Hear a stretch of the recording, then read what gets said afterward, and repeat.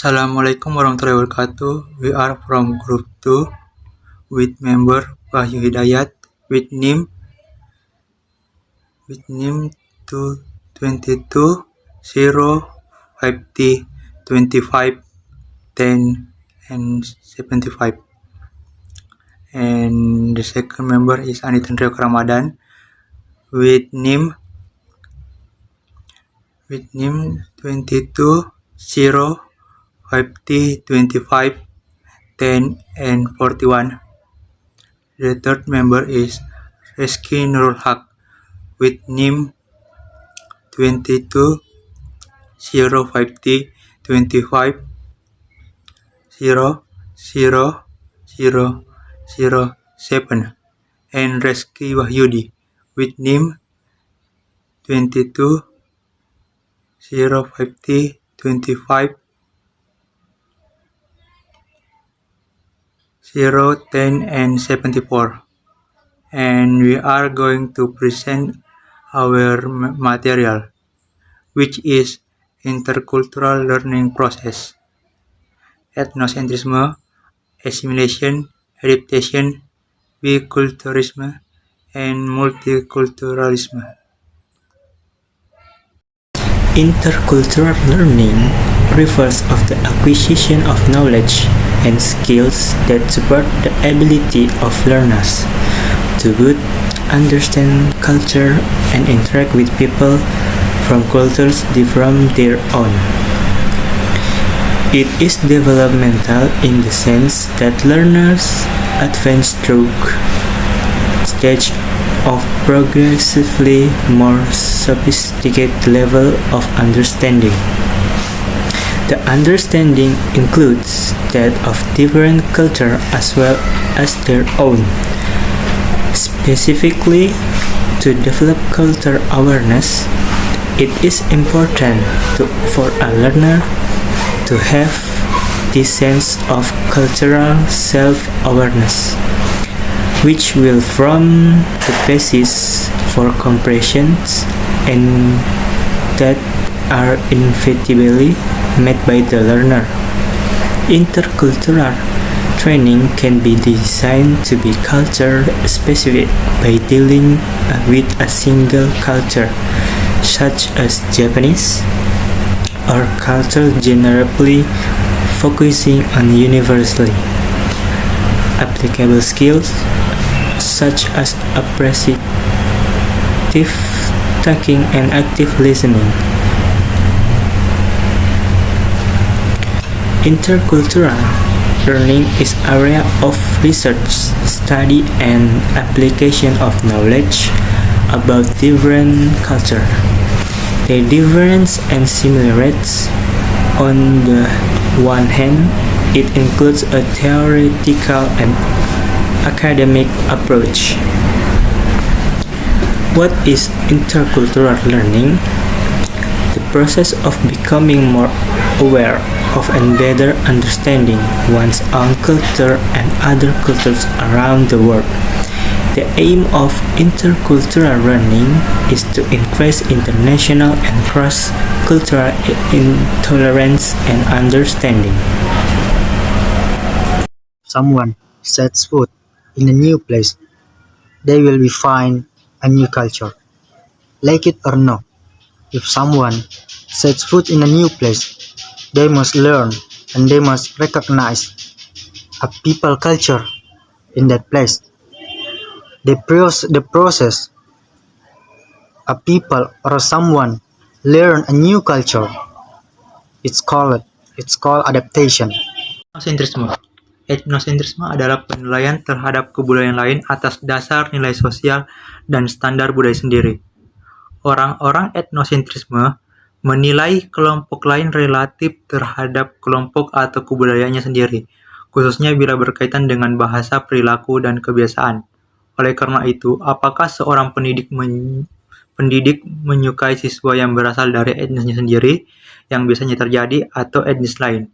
Etnosentrisme biasanya mencegah untuk mempromosikan keberagaman dan dalam lingkungan akademik. Etnosentrisme dalam pendidikan dengan berfokus pada aspek-aspek khusus budaya dalam proses pembelajaran siswa dan menggunakan observasi tersebut untuk memperbaiki kurikulum. Oleh karena itu, etnosentrisme perlu dilihat sebagai peluang untuk menciptakan lingkungan yang lebih nyaman bagi peserta didik. Berdasarkan definisi ini, etnosentrisme tidak selalu negatif. Sebagaimana umumnya dipahami, etnosentrisme dalam hal tertentu juga merupakan sesuatu yang positif. Tidak seperti anggapan umum yang mengatakan bahwa etnosentrisme sesuatu yang buruk, etnosentrisme juga merupakan sesuatu yang fungsional karena mendorong kelompok dalam perjuangan mencari kekuasaan, kekayaan pada saat konflik. Etnosentrisme juga dapat benar-benar bermanfaat. Dengan adanya etnosentrisme, kelompok yang terlibat dengan kelompok lain akan saling mendukung satu sama lain. Dalam pendidikan, mencakup konsep bahwa salah satu fungsi dan tujuan utama sekolah adalah membantu siswa untuk menjadi warga negara yang berfungsi untuk melakukannya. Ciri-ciri umum budaya yang harus dimasukkan dalam kurikulum dan siswa yang didorong untuk tidak hanya memahami, tapi juga mengadopsi dan meninggalkan budaya dan warisan etnis mereka sendiri demi urus utama bangsa. Asimilasi memiliki banyak kelebihan dan kekurangan. Pengertian asimilasi. Dalam asimilasi adalah pembauran satu kebudayaan yang disertai dengan hilangnya ciri khas kebudayaan asli, sehingga membentuk kebudayaan baru. Keuntungan asimilasi. Asimilasi dapat dilihat sebagai cara untuk mengatasi beberapa tantangan dunia global. Misalnya, peningkatan tingkat pertukaran budaya antar negara dapat memainkan peran penting dalam kritik budaya nasional. Asimilasi juga percaya bahwa dengan memberikan pengetahuan dan keterampilan menjunjung bangsa dengan cara pendekatan yang mengabaikan etnis atau latar belakang budaya berbeda, sehingga sekolah dapat membantu mengatasi perbedaan dan membangun bangsa yang lebih kuat dan lebih setara. Kerugian asimilasi. Asimilasi dapat memiliki hasil negatif dan konsekuensi yang tidak diinginkan, seperti pengucilan siswa yang secara tidak sengaja. Misalnya, dalam budaya dan etnis yang berbeda, mungkin bersandar pada gaya belajar yang berbeda, yang mungkin tidak sesuai dengan gaya belajar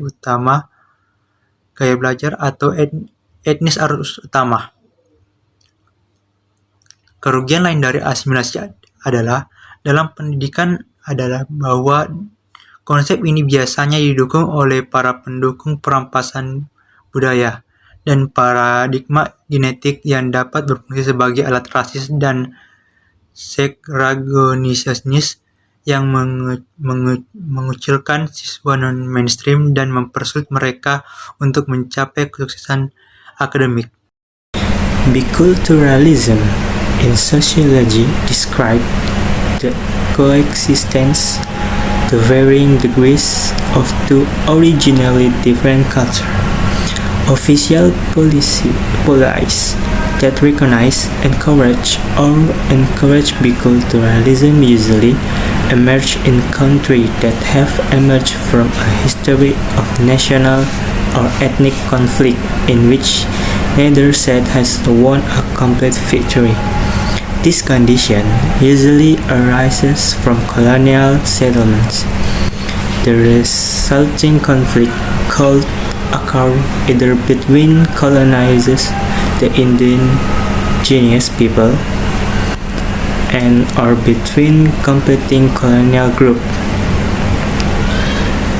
Policies of deliberate biculturalism influence government structure and decision to ensure that they allocate political and economic power and influence vary between people and or groups identified with each side of cultural difference. The term of biculturalism was originally adopted in Canada.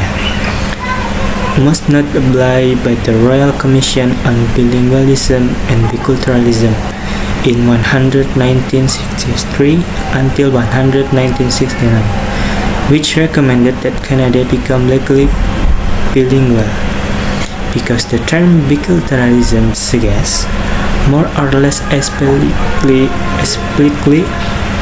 that only two deserve formal recognition.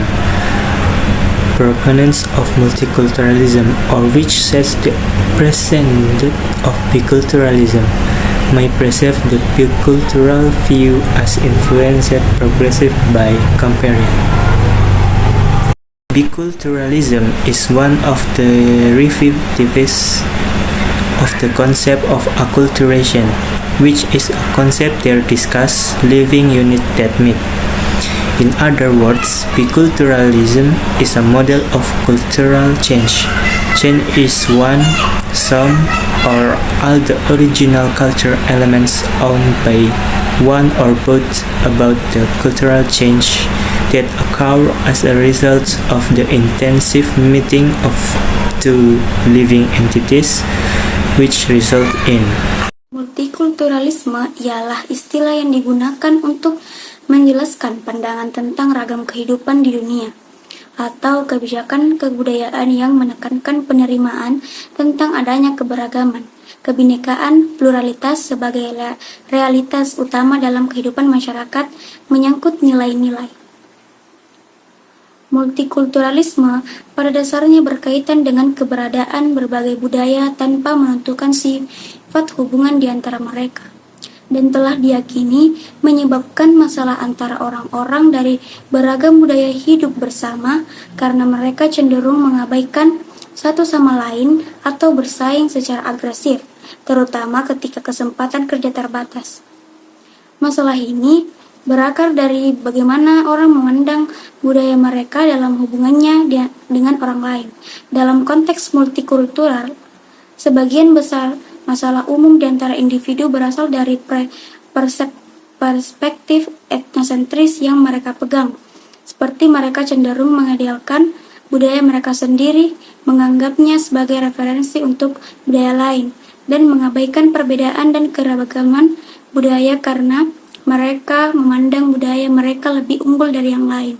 Selain itu, masalah terjadi dalam konteks multikultural sebagai akibat dari penerapan generalisasi dan menilai orang dari budaya lain berdasarkan kesalahpahaman. Pendidikan bahasa antar budaya yang dibahas masa kini.